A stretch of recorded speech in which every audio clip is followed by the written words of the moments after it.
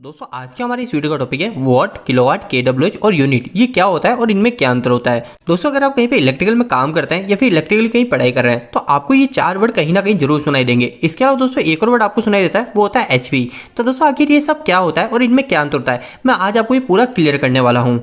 तो दोस्तों हम बिल्कुल आसानी से समझ लेंगे, हम इसको एक उदाहरण से समझ लेंगे। जैसे हम मान लेंगे कि हमारे पास में एक मोटर है। आप मोटर भी समझ सकते हो, कोई सा भी इलेक्ट्रिकल का उपकरण है, पर आसानी से समझने के लिए मैं यहाँ पे एक मोटर बना रहा हूँ। तो दोस्तों जो मैंने मोटर बनाई, ये मोटर किससे चलेगी? ये मोटर हमारी चलेगी इलेक्ट्रिकल की एनर्जी से। इलेक्ट्रिकल एनर्जी का मतलब हम इसको इलेक्ट्रिकल की सप्लाई देके चलाते हैं। तो दोस्तों आखिरकार ये मोटर की कुछ ताकत तो होगी ना।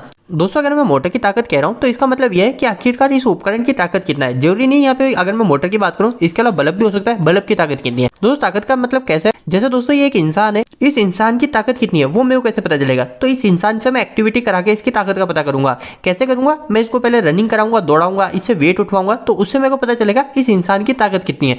इसी तरह दोस्तों हमारे जो भी इलेक्ट्रिकल के उपकरण होते हैं उसकी अपनी अपनी एक ताकत होती है। जैसे हमारा जो बल्ब है, ये बल्ब कितनी रोशनी देगा, ये इसकी एक ताकत है। तो इसी तरह हमारी मोटर की भी एक ताकत होती है। तो दोस्तों सभी उपकरण की एक ताकत होती है। तो दोस्तों इसी के साथ में आपको यह भी ध्यान रखना है कि हमारा जो भी उपकरण जिसकी ज़्यादा ताकत है वो हमारे ज़्यादा इलेक्ट्रिकल की एनर्जी को कंजप्शन करेगा। इसको कैसे समझोगे? तो अगर ये इंसान ज़्यादा तेज दौड़ सकता है, ज़्यादा लंबे समय तक दौड़ेगा, तो इसको ज़्यादा खाने की जरूरत पड़ेगी। इसी तरह दोस्तों हमारे जो भी इलेक्ट्रिकल के उपकरण है, अगर वो ज़्यादा ताकत के तो उसको हमको ज़्यादा इलेक्ट्रिकल एनर्जी को देना पड़ेगा। तो अभी तक आपको सिर्फ यही समझ में आया कि हमारा कोई सा भी इलेक्ट्रिकल का उपकरण है, उस उपकरण को चलाने के लिए हमको उसको एक इलेक्ट्रिकल की एनर्जी देनी पड़ती है, और हमारा जितना बड़ा उपकरण होगा उतना ही ज़्यादा वो इलेक्ट्रिकल की एनर्जी को कंजप्शन करेगा।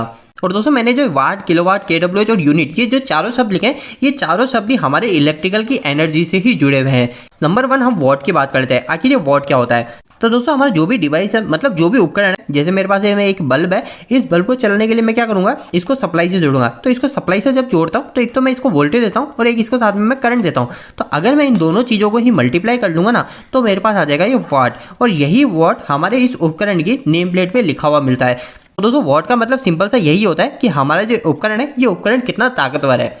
अगर किसी उपकरण के वॉट 7 है और किसी उपकरण के वॉट 10 है, तो हमारा जो 10 वॉट का उपकरण है ये हमारा ज्यादा ताकतवर है, और ये 10 वाट का उपकरण ही हमारे ज्यादा इलेक्ट्रिकल एनर्जी को कंजप्शन करेगा। तो दोस्तों अब आपको वॉट पता चल गया। वॉट क्या है? हमारे अप्लायंस की पावर है, मतलब हमारे उपकरण की पावर है। अब दोस्तों इसके बाद में हम बात कर लेते हैं कि किलोवाट क्या होता है। तो दोस्तों देखिए, किलोवाट और वाट दोनों एक ही चीज है। कैसे एक ही चीज है? तो मैंने आपको बताया कि हमारे जो उपकरण होते हैं, उस उपकरण की सबकी एक अलग अलग ताकत होती है। तो दोस्तों कोई उपकरण जो होता है उसकी कम ताकत होती है, कोई उपकरण हमारे सिर्फ 10 वाट का होता है, कोई उपकरण हमारे 1000 वाट का भी होता है, और कोई उपकरण हमारे 20,000 वाट के भी होते हैं। तो हमारे जो उपकरण होते हैं वो उपकरण हमारे बड़े बड़े भी आते हैं। तो जो बड़े उपकरण होते हैं उसको हम किलोवाट में लिख देते हैं। जैसे अगर दोस्तों एक ये मेरी मोटर है, इस मोटर की जो पावर है वो पावर है हमारी 20,000 वॉट। ठीक है, तो ये 20,000 वॉट में हमेशा इतना बड़ा नाम नहीं बोलूंगा, तो इसको मैं छोटे शब्दों में करने के लिए क्या करूंगा, इस 20,000 वॉट को किलोवाट में बदल दूंगा। आखिर ये वॉट और किलोवाट एक ही चीज है। तो आपको सिर्फ इतना सा ध्यान रखना है, जो वॉट है, इस वाट को अगर मैं 1000 से भाग लगा दूंगा तो ये हमारा आ जाता है किलोवाट। तो दोस्तों अब बात कर लेते हैं आखिर केडब्ल्यूएच क्या होता है। तो दोस्तों एक बार केडब्ल्यूएच को समझने से पहले आप एक उदाहरण को समझ लीजिए, ये आपके काफी काम आने वाला है। दोस्तों अगर कभी भी आपको किसी उपकरण का अगर वॉट को पता करना है ना कि कितने वॉट का है, तो आपको क्या करना है, हमारा जो भी उपकरण है, जैसे अगर मैं बल्ब का उदाहरण लूँ, तो इस बल्ब के अंदर मैंने कितने वोल्टेज दिए और मैंने कितने करंट दिया, वो दोनों का अगर मैं मल्टीप्लाई कर दूंगा तो मेरा आ जाएगा वॉट। ठीक है, और अगर मेरे को किलोवाट को पता करना है मेरे को किसी भी उपकरण के, तो मेरे को क्या करना है, मेरा वोल्टेज तो है और साथ में मैंने उसके अंदर करंट तो दिया, ये दोनों तो है, पर साथ में मैं इसके अंदर भाग लगा दूंगा 1000 का, तो आ जाएगा मेरा किलोवाट। ठीक है, तो दोस्तों यही हमारा इलेक्ट्रिकल का फॉर्मूला होता है। पर दोस्तों हम सभी को पता है हमारा जो करंट होता है वो करंट दो प्रकार का होता है, एक होता है हमारा एसी और एक होता है डीसी। तो दोस्तों ये फॉर्मूले तो हमारे डीसी के अंदर काम आ देंगे, पर अगर हम कहीं पे एसी की बात करेंगे ना, तो एसी के अंदर हमेशा हमको करंट के साथ में पावर फैक्टर को भी मल्टीप्लाई करना पड़ता है। ठीक है, तो पावर फैक्टर के ऊपर एक हम अलग वीडियो के अंदर बात करेंगे, तो सिर्फ आपको इतना सा नॉलेज होना चाहिए, ये आपके काफी काम आएगा। अब दोस्तों केडब्ल्यूएच की बात करें तो केडब्ल्यूएच में आपको साफ ही दिख रहा है कि हमारा जो केडब्ल्यू है, इस केडब्ल्यू के आगे सिर्फ एच लगा दिया और ये हो गया हमारा केडब्ल्यूएच। तो दोस्तों इसमें दोनों में क्या अंतर है? तो इन दोनों में सिर्फ इतना सा अंतर है। तो दोस्तों जैसे ये मेरी मोटर है, अगर ये मेरी मोटर 20 किलोवाट की है, तो मेरी ये मोटर कितने घंटे चली और इसने कितनी इलेक्ट्रिकल एनर्जी को कंजप्शन करा, मतलब हमारी कितनी इलेक्ट्रिकल एनर्जी को इसने खर्च करा, वो हमको पता चलता है केडब्ल्यूएच से। केडब्ल्यूएच को ही हम यूनिट बोलते हैं। आप इस चीज का भी ध्यान रखिएगा कि हम केडब्ल्यूएच बोले या फिर यूनिट बोले, दोनों एक ही चीज है। और हमारे घर का जो बिल आता है, हम बोलते हैं ना कि हमारे घर की कितनी यूनिट है, मतलब हमारे घर के अंदर कितने केडब्ल्यूएच आई, ये दोनों सेम ही चीज है। तो दोस्तों मैं आपको एक उदाहरण दे रहा था कि मेरी जैसे 20 किलोवाट की मोटर है, तो इस 20 किलोवाट की मोटर हमारी कितनी इलेक्ट्रिकल एनर्जी को खर्च करा वो हमको पता चलेगा kWh के अंदर, मतलब यूनिट के अंदर। जैसे दोस्तों मेरी 20 किलोवाट की मोटर है ना, अगर मैं इसके साथ में घंटे मल्टीप्लाई कर दूंगा कि मेरी मोटर कितने घंटे चली, अगर 1 घंटे चली तो मैं 1 घंटे को मल्टीप्लाई कर दूंगा, तो हो जाएगा मेरा 20 kW और घंटा 1 मल्टीप्लाई करा तो 20 × 1 20 हो गया और एच भी साथ में आ जाएगा, तो ये हो जाएगा 20 kW। इसी तरह दोस्तों अगर मेरी मोटर ये 20 किलोवाट की, अगर मेरी 20 किलोवाट की मोटर अगर 2 घंटे चलती है, ठीक है, तो मैं क्या करूंगा 20 × 2 मतलब ये 40 हो गया और ये हो जाएगा kWh। मतलब जो kWh होता है वो kWh यह बताता है कि मेरी मोटर ने कितनी इलेक्ट्रिकल एनर्जी को खर्च करा।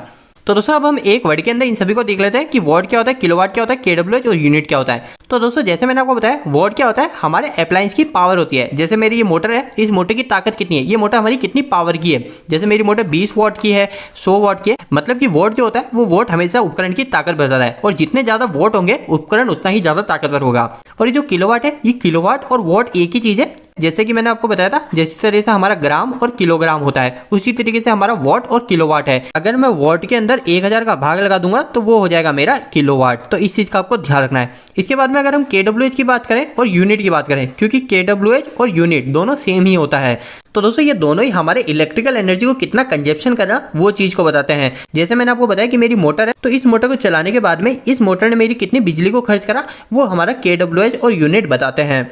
इस किलोवाट के अंदर ही अगर मैं उपकरण के चलने के घंटे को मल्टीप्लाई कर देता हूं तो यह हमारा kWh हो जाता है, मतलब यूनिट हो जाता है। तो दोस्तों उम्मीद है कि आज की इस वीडियो के माध्यम से आपको कुछ बेहतर जानकारी मिली होगी। दोस्तों अगर आप कहीं पे इलेक्ट्रिकल या फिर मैकेनिकल फील्ड के अंदर पढ़ाई या फिर जॉब करते हैं तो आपके लिए काफी महत्वपूर्ण सूचना है कि हमने एक वेबसाइट स्टार्ट करी जिसका नाम है www.engineeringdost.com।